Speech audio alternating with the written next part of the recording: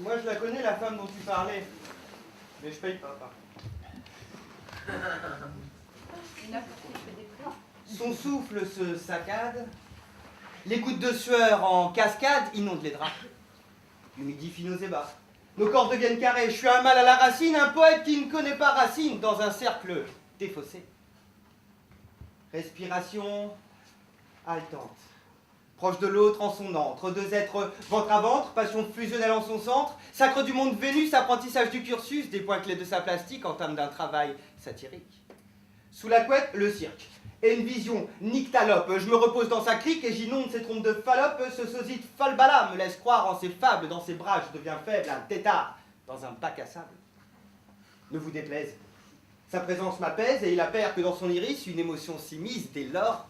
Nos réticences se taisent, nos esprits sont en face d'une esquissant terre glaise qui serait tout droit sortie de la vase. Nous fabriquons un hôtel de rubis, de cristal, une prière à Eros. On en devient presque sentimental. Je fais taire ces mots et interprète chacun de ses gémissements. Je m'empare de sa main et nous dansons ensemble un moment. Notre passion nous dévore au plus profond du crépuscule. Une valse à 4 temps et tous nos travaux font rougir Hercule. Je succombe à la succube, qui n'a plus un poil de sec. Nos désirs sont mis à sac dans une recherche orgasmique, roi de cœur, dame de pique, tous deux plongés dans ce micmac, sans finir échec et mat, et la vie des autres, on s'en moque. Mes mains glissent sur son corps. Lentement, je monte à l'équerre. Dieu nous pardonne ses écarts, nous faisons l'amour, pas la guerre, une à une en effet, les pages du Kama Sutra, nous brisons la table basse et embrasons les draps, arrachons les rideaux, traumatisons le chat, les chiens à la lune et le voisin du dessous à bois.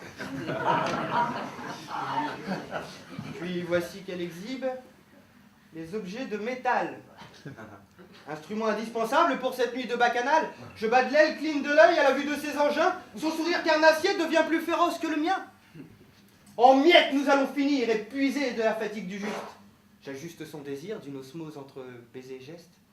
Puis lentement elle succombe à l'écoute de la mélopée que Morphée dans sa mansuétude a bien voulu lui susurrer.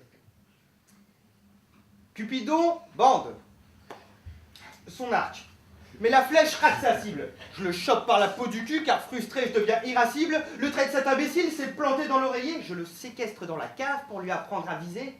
À viser de mon humeur, il me promet que jamais plus. Il ne fera l'erreur de tirer quand il a bu. Il s'insurge et s'écrie que c'était pour notre bien, qu'il voulait cimenter l'amour qu'il avait senti de si loin. Bon, pris de pitié, je le relâche. Mais lui prie de se mêler de ses affaires. Pas besoin d'action divine. Ma démon et moi, on fait déjà la paire. Merci.